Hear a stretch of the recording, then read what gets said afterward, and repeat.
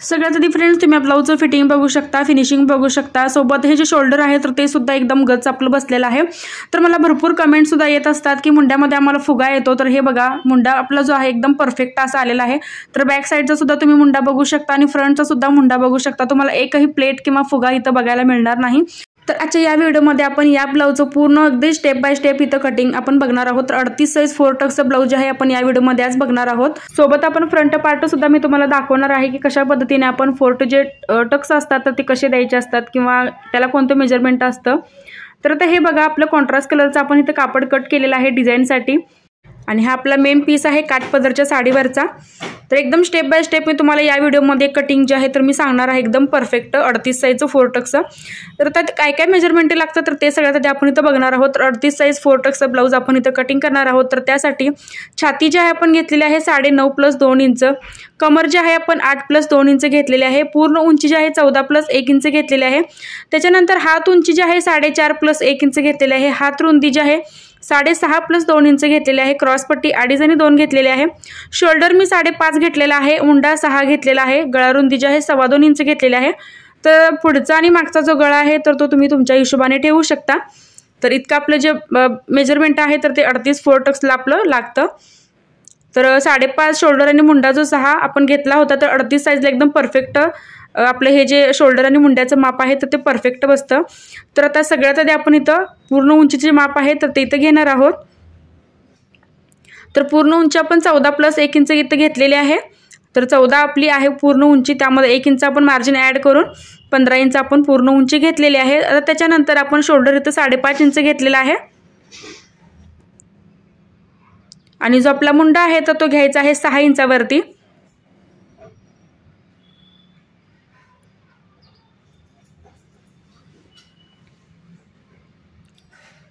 तर शोल्डर 5.5 घेतलं, त्यानंतर मुंडा आपण 6 इंचावरती घेतला। तर आता आपण माप टाकायचं आहे आपल्या छातीचं। तर छातीचं न वाढवलेलं माप आपण इथं सगळ्यात आधी टाकायचं आहे। तर आपलं माप जे होतं तर ते 9.5 इंच आहे आणि त्याच्यानंतर 2 इंच आपण मार्जिनसाठी इथं ॲड करणार आहोत। तर हे बघा 11.5 इंच आपलं छातीचं जे माप आहे तर ते येतं प्रॉपर। आता त्याच्यानंतर मी इथं घेतलेलं आहे 10 इंच कमरेचं माप। तर 8 इंच आपली कमर आहे प्लस त्यात 2 इंच आपण मार्जिन ॲड करून घेतलेलं आहे। त्याच्यानंतर आपण कमरेचं माप तिथं 10 इंचावरती टाकलेलं आहे। तर आता ही जी आपली मुंड्याची रेष होती तर ती थोडी अशी वरच्या साईडला आपली गेली होती, तर आपण एक स्ट्रेट अशी लाईन आखून घेतलेली आहे। तर ती थोड्या मार्किंग करताना वरच्या साईडला गेली होती, तर एकदम स्ट्रेट मी मार्किंग केलेलं आहे। त्याच्यानंतर छाती आणि कमर जी आहे आपण अशी पूर्ण जोडून घ्यायची आहे।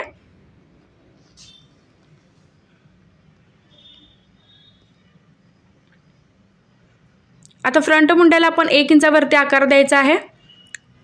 आता हा शेप बघू शकता की आपण मुंड्याचा मुंड्याला जो शेप आहे तर तो आपण कशा पद्धतीने द्यायचा आहे। तर जिथे मी 9.5 इंच घेतलं होतं तर आपल्या मुंड्याचा जो शेप आहे तर तिथं आपण इथं स्टॉप करायचा आहे, तर त्याच्या पुढे आपण नाही न्यायचा। आणि आपला जो बॅकचा मुंडा आहे तर तो आपण घ्यायचा आहे 1.5 इंचावरती। तर परत एकदा मी तुम्हाला सांगते की आपला फ्रंटचा जो मुंडा आहे तर तो आपण 1 इंचावरती घ्यायचा आणि बॅकचा जो मुंडा आहे तर तो आपण घ्यायचा आहे 1.5 इंचावरती। आता गळा रुंदी मी 2.25 इंच घेतलेली आहे। तर तुम्हाला शोल्डरची पट्टी कमी हवी असेल तर तुम्ही गळा रुंदी जी आहे तर ती 2.5 इंच सुद्धा घेऊ शकता। पुढचा जो गळा आहे तर मी तो घेतलेला आहे 6 इंचावरती। तर पुढच्या गळ्यामध्ये सुद्धा तुम्ही कमी जास्त करू शकता। आता त्याच्यानंतर आपण असं मार्किंग जे आहे तर ते करायचं आहे। तर मी गोल शेप नॉर्मल आपला दिलेला आहे फ्रंटच्या गळ्याला। आता इथे मी क्रॉस पट्टीचं माप टाकत आहे। तर क्रॉस पट्टी आपण घेतलेली आहे 2.5 आणि 2 इंच। तर बघा गळ्याच्या साईडला मी 2.5 इंच घेतली, त्यानंतर आपली जी ओपन बाजू आहे फिटिंगची तर तिथे मी घेतलेली आहे 2 इंच। त्यानंतर आपण असं क्रॉसमध्ये एक लाईन आखून घ्यायची क्रॉस पट्टीची। तर आता बघा हे आपलं असं 4 टक्सचं जे मार्किंग आहे तर ते पूर्ण कंप्लीट झालेलं आहे। तर आता आपण हे कटिंग करणार आहोत। 38 साइजचं आपलं हे जे मार्किंग आहे पूर्ण कंप्लीट झालेलं आहे। तर आता सगळ्यात आधी आपण बॅकचा जो आपला मुंडा आहे तर तो इथं कट करून घ्यायचा। तर या व्हिडिओमध्ये मी तुम्हाला स्लीव्ज एकदम डायरेक्ट कपड्यावरती कशी काढायची तर ते सुद्धा सांगणार आहे। सो व्हिडिओ शेवटपर्यंत बघा। तर मला प्रत्येक व्हिडिओला कमेंट असतात की तुम्ही बाही सुद्धा व्हिडिओमध्ये दाखवत जावा, तर मी बाही सुद्धा या व्हिडिओमध्ये तुम्हाला दाखवलेली आहे की डायरेक्ट कपड्यावरती आपण जी स्लीव्ज आहे तर ती कशी काढायची ते सुद्धा एकदम प्रॉपर। आता फ्रंट पार्ट आणि बॅक पार्ट जे आहेत आपण असे सेपरेट करून घ्यायचे आहेत।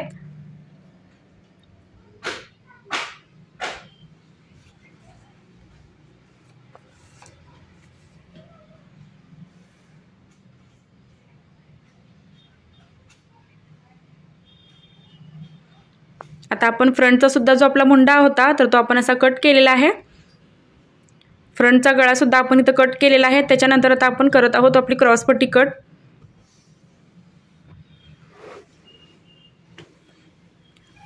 तर फ्रंट पार्टचा आणि बॅक पार्टचा आपलं असं जे कटिंग आहे तर ते आपण केलेलं आहे।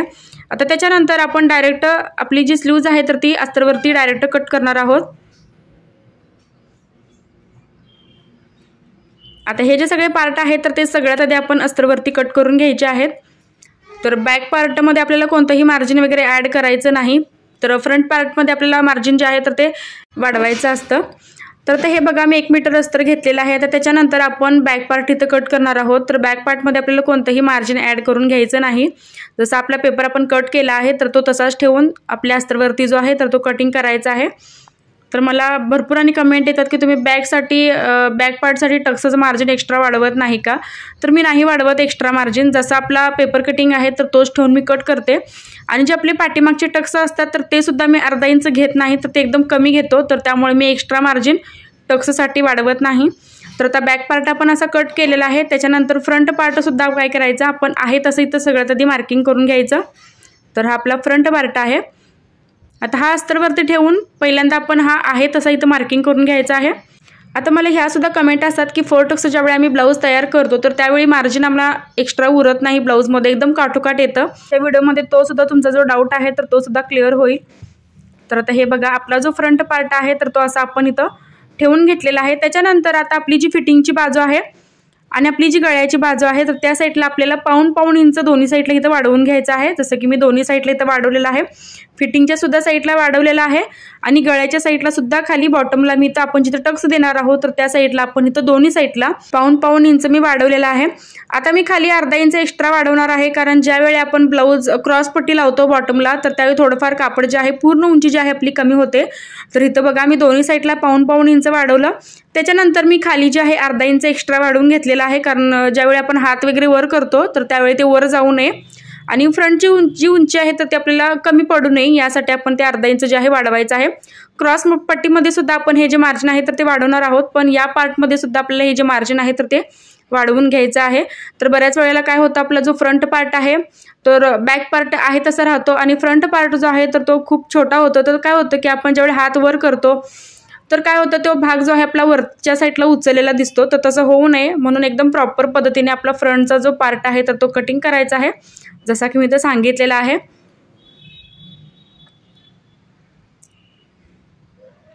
तर हा आपला जो फ्रंट पार्ट आहे तर तो अशा पद्धतीने आपण मार्किंग करून कट केलेला आहे अस्तरवरती।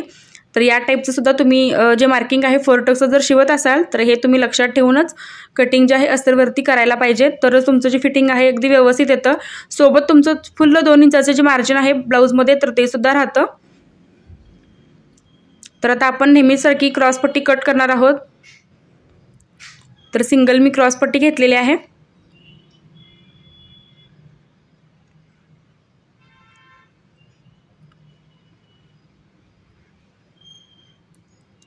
आता साईडला मी क्रॉसपट्टी आपली जोडताना कमी पडू नये यासाठी मी थोडीशी इथं वाढवून घेतलेली आहे। बॉटमला पण आहे तसं इथं मार्किंग केलेलं आहे। त्याच्यानंतर ज्यावेळी आपण क्रॉसपट्टी जोडतो म्हणजे कटोरीला सुद्धा आपण वाढवून घेतो, तर याला सुद्धा आपण काय करायचं आहे क्रॉसपट्टीला वरच्या साईडला जी आपण बाजू जोडतो तर त्या साईडला आपण इथं अर्धा इंच एक्स्ट्रा वाढवून घ्यायचे आहे। तर हे बघा मी साईडला सुद्धा इथं वाढवलेलं आहे आणि त्याच्या वरच्या साईडला सुद्धा मी इथं अर्धा इंच घेतलेलं आहे। जसे आपण कटोरीमध्ये क्रॉसपट्टी वाढवतो तर त्याच टाईप आपण इथं जी आपली क्रॉसपट्टी आहे 4 टक्समध्ये सुद्धा वाढवून घ्यायची आहे। तर मी तर सिंगलच काढलेले आहे, पण तुमच्याकडे जर कापड जास्त असेल तर तुम्ही डबल सुद्धा काढू शकता।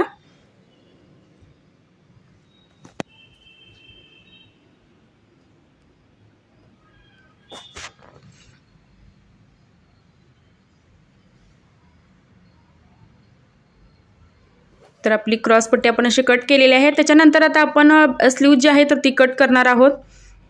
तर आता अशी आपली स्लीव जी आहे तर ती कमी पडते, कारण आपलं माप जे आहे तर ते मोठं आहे। तर आता आपण लहान स्लीव्ज काढत आहोत तर त्यामुळे घडी आपल्याला अस्तरची अशी मारायची आहे। इथं दाखवल्याप्रमाणे तुम्ही असं 4 फोल्ड जे कापड आहे तर ते करून घ्यायचं आहे सगळ्यात आधी। तर या कापडामध्ये आपली शॉर्ट स्लीव्जच निघते, लॉंग निघत नाही। जर लॉंग तुम्हाला काढायची असेल तर तुम्ही पहिल्यांदा पेपरवरती काढायची, त्याच्यानंतर तो पेपर ठेवून तुम्ही अस्तरवरती कट करू शकता। तर लॉंग जी स्लीव्ज आहे तर ती या अस्तरमध्ये आपल्याला डायरेक्ट काढता येत नाही। तर आता पॅक बाजूला आपण घेतलेलं आहे तर पूर्ण उंचीचं माप, तर पूर्ण उंची आपली आहे 5.5 इंच। इथं हात उंची बघू शकता, 4.5 + 1 इंच आपण 5.5 इंच घेतलेली आहे। आता अस्तरच्या पॅक बाजूला आपण इथं टाकलेलं आहे आपल्या हात उंचीचं माप। त्याच्यानंतर हाताची जी घडी आहे तर त्याच्यावरती आपण टाकायचं आहे आपल्या छातीचं न वाढवलेलं माप। तर इथं बघू शकता आपण 9.5 इंच घेतलेलं आहे। तर एकदम सोपी पद्धत आहे, एकदम सोपी ट्रिक आहे, तुम्हाला कोणताही मुंडा वगैरे मोजायची गरज नाही। तर अस्तरच्या पॅक बाजूला आपण 5.5 इंच माप टाकलं होतं हात उंचीचं। त्याच्यानंतर हाताच्या घडीवरती आपण छातीचं न वाढवलेलं माप टाकलेलं आहे 9.5 इंच। आता शेपसाठी जो आपण स्लीव्जला शेप देतो तर त्यासाठी मी 3 इंच खाली घेतलेलं आहे। त्यानंतर 2 इंच आपण आतमध्ये घ्यायचं आहे, जे आपण मार्जिन सोडलेलं होतं 2-2 इंचाचं हात रुंदीमध्ये, त्यासाठी। आता दाखवल्याप्रमाणे आपण असं क्रॉसमध्ये एक लाईन आखून घ्यायची, जो आपण स्लीव्जला आकार देतो। तर कोणी जो आकार आहे तर तो एकदम अंदाजे देतात आणि त्यानंतर काय होतं, जी स्लीव्ज आहे तर ती त्यांची चुकते, फुगा वगैरे येतो त्याला। तर अंदाजे आपल्याला स्लीव्जचा जो आकार आहे तर तो अजिबात काढायचा नाही। तर मी प्रत्येक वेळी या अशा पद्धतीने जी स्लीव्ज आहे तर ती काढत असते, त्यामुळेच माझी जी स्लीव्ज आहे अगदी परफेक्ट बसते। तर अशा टाईपच आपल्याला जी स्लीव्ज आहे तर ती काढायची आहे, ना की आपण अंदाजे कोणताही स्लीव्जला जो शेप आहे तर तो द्यायचा नाही। तर स्लीव्जचे सुद्धा व्हिडिओज आहे माझ्या चॅनलवरती अपलोड आहे, तर तुम्हाला एकदम परफेक्ट स्लीव्ज कशी कट करायची तर ते सुद्धा माझ्या चॅनलवरती अपलोड आहे। तर कोणतंही साईज असो, कोणतंही माप असो, लहान माप असो किंवा मोठं माप असो, एकदम मी तुम्हाला डिटेलमध्ये स्टेप बाय स्टेप माझ्या चॅनलवरती व्हिडिओ आहेत, 2-3 व्हिडिओ आहेत स्लीव्ज कशी काढायची, शेप कसा त्याला द्यायचा, परफेक्ट शेप कसा द्यायचा, तर ते तुम्ही बघू शकता। जर तुम्हाला स्लीव्जमध्ये काही प्रॉब्लेम येत असतील तर ते व्हिडिओ तुम्ही माझे बघू शकता। तर त्याची जी लिंक आहे तर मी कमेंट बॉक्समध्ये नक्की देईन। तर आता हे बघा आपण डायरेक्ट अस्तरवरती बाही कट केलेली आहे। आता मधून आपण ही जी स्लीव्ज आहे तर ती अशी कट करून घ्यायची। त्याच्यानंतर आता आपला साईडचा एक शेप आहे, फ्रंटला आपण जो जोडतो तर तो इथं आपण शेप जो आहे कट करून द्यायचा। आता इथे बघा तुम्ही एकदम परफेक्ट आपली जी स्लीव्ज आहे तर ती कटिंग झालेली आहे।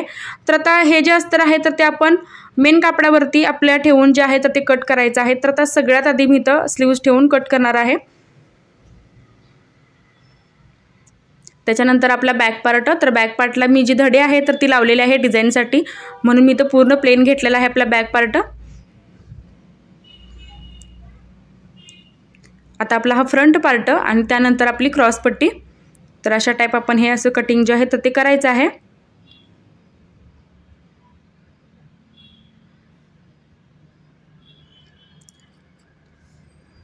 आता ही जी धडे आपली शिल्लक राहिलेली आहे तर त्याची बॅक साईडला आपण डिझाईन बनवणार आहोत।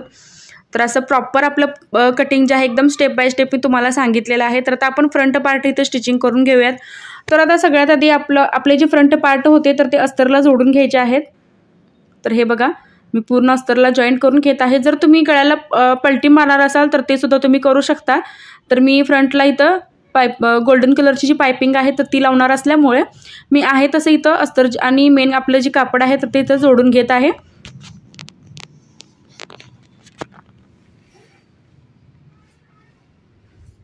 तर आता मी हे जोडून घेतलेलं आहे। त्याच्यानंतर आता एक्स्ट्राचं सगळं इथं कापड जे आपलं शिल्लक उरलं होतं आपलं मेन कापड, तर ते पूर्ण कटिंग करून घ्यायचं।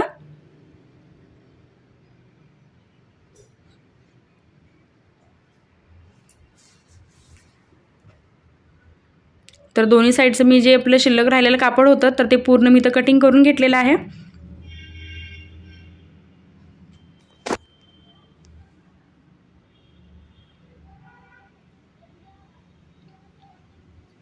आता त्याच्यानंतर आपण इथं देणार आहोत टक्स। आता आपला जो मोठा टक्स असतो बॉटमचा तर तो आपण द्यायचा आहे इथं गळ्यापासून आपण इथं माप घ्यायचा आहे। तर 5.5 इंचावरती आपला जो बॉटमचा टक्स असतो, मोठा टक्स असतो, तर तो 5.5 इंचावरती आपण इथं द्यायचा आहे। याची रुंदी बघू शकता मी 5.5 इंच घेतलेली आहे। त्याच्यानंतर वरून आपण माप घ्यायचं आहे 3.25 इंच।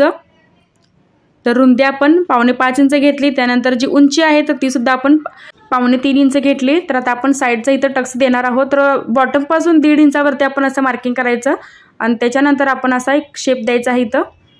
तर हे बघू शकता आपले 2 टक्स इथं आपण असे मार्किंग केलेले आहेत। त्याच्यानंतर आपला जो मुंड्याचा टक्स आहे तर तो इथं द्यायचा आहे। तर मुंड्यामधून सेंटरपासून आपण हा जो टक्स आहे तर तो घ्यायचा आहे।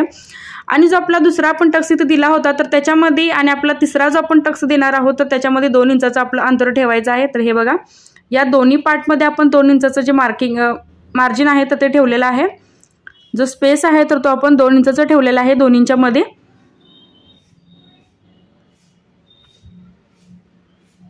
त्याच्यानंतर आपण हे असा तिसरा टक्स इथे दिलेला आहे।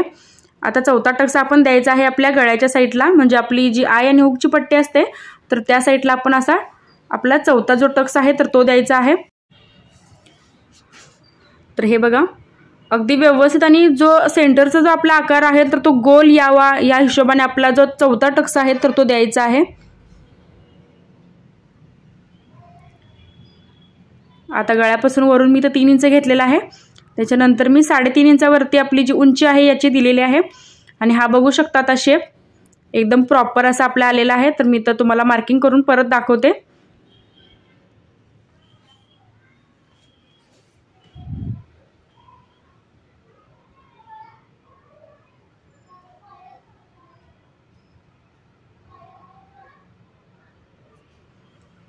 तर हा बघा आपला शेप अगदी परफेक्ट, आपलं जे टक्स आहेत अगदी परफेक्ट आपले आलेले आहेत।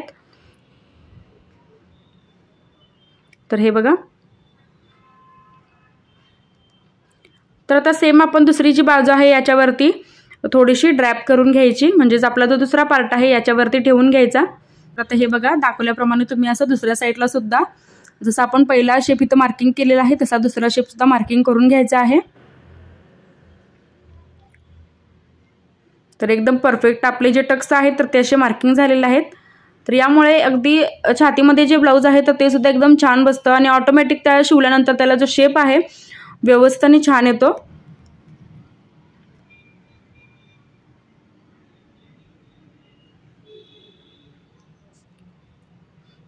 तर हे बघा, दोन्ही साईडचं आपलं जे असं मार्किंग आहे टक्सचं तर ते आपण केलेलं आहे। तर आता बॉटमचा जो आपला टक्स आहे तर तो आपण घ्यायचा आहे 1.25 इंचावरती आणि दाखवल्याप्रमाणे असं आपण टक्स मारून घ्यायचा आहे। तर बॉटमचा एकच टक्स आपण जास्त घ्यायचा आहे, बाकीचे जे टक्स आहेत तर ते आपण असे थोडे थोडे घेऊन मग त्याच्यावरती आपण स्टिच करणार आहोत। तर एकदम 1.25 इंच बाकीचे जे टक्स आहेत तर ते आपण असे घ्यायचे आहेत।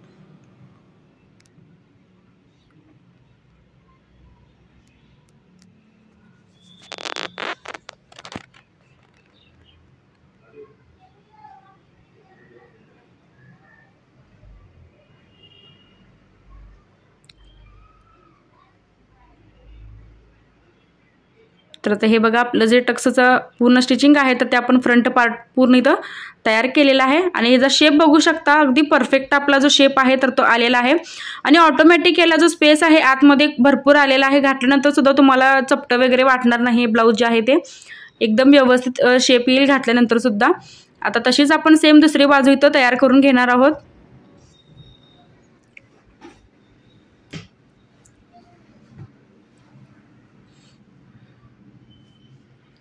तर बघा, ह्या दोन्ही बाजू मी अशा तयार करून घेतलेल्या आहेत। आता त्याच्यानंतर तर आता आपण लावून घेणार आहोत इथं क्रॉस पट्टी। तर नेहमी आपण क्रॉस पट्टी कटोरी ब्लाऊजला वगैरे लावतो, तर तशा टाईप आपण इथं क्रॉस पट्टी जी आहे आपण लावून घ्यायची आहे। तर आपण सिंगलच क्रॉस पट्टी इथं काढलेली आहे। जर तुमच्याकडे कापड जास्त असेल तर तुम्ही डबल सुद्धा आपली जी क्रॉस पट्टी आहे तर ती काढू शकता अस्तरवरती आणि मेन कापडावरती। तर आता आपण ही क्रॉस पट्टी जी आहे तर ती अशी लावून घ्यायची आहे।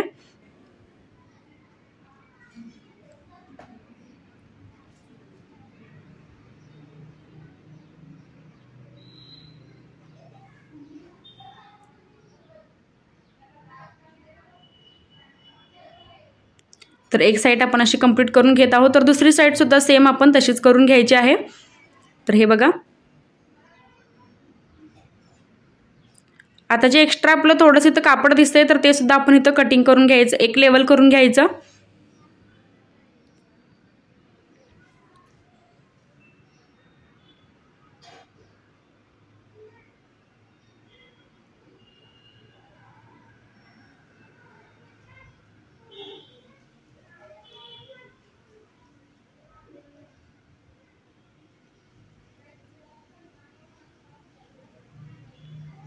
तर आता आपण आय आणि हुकची जी पट्टी आहे तर ती लावून घ्यायची आहे। तर आय पट्टी जी आहे मी 3 इंचाची वापरतो आणि जी हुक पट्टी आहे तर मी ती 2.5 इंचाची वापरतो। तर इथं एकदम सिंपल अशी आपण इथं आय आणि हुकची पट्टी आहे तर ती लावून घ्यायची आहे। जशी आपण कटोरी ब्लाउजला लावतो तर त्या टाईप आपण इथं लावून घ्यायची आहे। आणि जी आपली आय पट्टी आहे तर ती अशी डबल फोल्ड करून आपण ब्लाउजच्या उलट्या साईडने लावत आहोत। उलट्या साईडने लावल्यानंतर ती जी पट्टी आहे आपली एका साईडला अशी फोल्ड करायची, तर त्याच्यानंतर आपण त्याच्यावरती द्यायची आहे दाबटीप। आणि ही जी पट्टी आहे आपली आय पट्टी तर ती सर्व बाजूला आपण अशी फोल्ड करायची आहे। सेम आपली अपोजिट बाजू जी आहे आपली हुक पट्टी तर ती सर्व बाजूने आतल्या साईडला फोल्ड करून घ्यायची, आपण जी हुक पट्टी लावणार आहोत ती। तर हे बघा आपण जी आय पट्टी होती तर उलट्या ब्लाउजला लावून सरळ बाजूवरती आपण ती फोल्ड केली होती, तशीच आपली जी हुक पट्टी आहे तर ती सरळ बाजूने लावून आपण आतल्या साईडला इथं अशी फोल्ड करायची आहे। तर आपले जे कापड आहे तर ते डबल फोल्ड आपण इथं करून घ्यायचं आहे आपल्या हुक पट्टीसाठी। तर हे बघा एकदम परफेक्ट आपण इथं लावून घेतलेली आहे आपली आय आणि हुकची पट्टी। त्याच्यानंतर आता आपण इथं गळा बघायचा आहे। आपला गळा जर कमी जास्त झाला असेल तर एकदम तो लेवल करून घ्यायचा आहे सगळ्यात आधी। आता इथं थोडासा जी गळ्याची ब्रॉडनेस आहे मी वाढवत आहे, कारण थोडासा मला छोटा वाटत होता गळा, तर त्यानंतर मी इथं गळ्याचा जो शेप आहे थोडासा इथं वाढवून घेतलेला आहे। जर तुम्हाला जास्त डीप घालायला आवडत नसेल तर तुम्ही फक्त इथं गळ्याला शेप द्यायचा आहे, ना की तुम्ही मी जसं वाढवलेलं आहे तसं वाढवायचं। आता बघू शकता आपलं फ्रंट पार्टचं जो फिनिशिंग आहे खूप छान असं आलेलं आहे। आणि सोबत इथं गळासुद्धा बघू शकता फ्रंट पार्टचा एकदम आपला परफेक्ट असा जो गळा आहे तर तो आलेला आहे। तर आता फ्रंटच्या मी गळ्याला लावून घेणार आहे तर गोल्डन कलरची पायपिंग, जे मी फक्त पायपिंगसाठी ते कापड आहे तर ते वापरत असतो। तर हे बघा त्यानंतर 1.5 इंचाची मी क्रॉस पट्टी तर कट केलेली आहे आणि अशी पायपिंग आपण लावून घ्यायची आहे। तर फ्रेंड्स तुम्हाला माझा आजचा व्हिडिओ कसा वाटला हे कमेंटमध्ये नक्कीच सांगा। काही डाऊट असतील तर तेही तुम्ही मला कमेंटमध्ये विचारू शकता। नेक्स्ट व्हिडिओ तुम्हाला कोणता बघायचा आहे तर तेही तुम्ही मला कमेंट करा। चॅनलवर जर तुम्ही माझे नवीन असाल तर सबस्क्राईब नक्की करा, सोबत बेल आयकॉनलाही क्लिक करा, जेणेकरून जो व्हिडिओ मी अपलोड करेल त्याची जी नोटिफिकेशन आहे तर ती सगळ्यात आधी तुम्हाला येईल। आता हे आपल्या ब्लाउजचं पूर्ण जे फ्रंट पार्टचं जे फिनिशिंग आहे तर ते सुद्धा बघू शकता, खूप छान असं आपल्या ब्लाउजचं जे फिनिशिंग आहे तर ते आलेलं आहे। तर बॅक पार्ट आणि जी स्लीव्ज आहे तर ते आपण नॉर्मल आपल्या ब्लाउजला कशी जोडतो तर तशी जोडून आपण फिटिंग करायचं आहे। तर या ब्लाउजमध्ये सुद्धा तुम्हाला फिटिंग करायला काही अडचण येत असतील तर फिटिंगचं सुद्धा माझ्या चॅनलवरती व्हिडिओ जे आहेत अपलोड आहेत की फिटिंग करताना आपल्याला काय काय चुका होतात, तर ते सुद्धा तुम्ही जे व्हिडिओ आहेत माझे बघू शकता। तर व्हिडिओ शेवटपर्यंत बघितल्याबद्दल अगदी मनापासून धन्यवाद।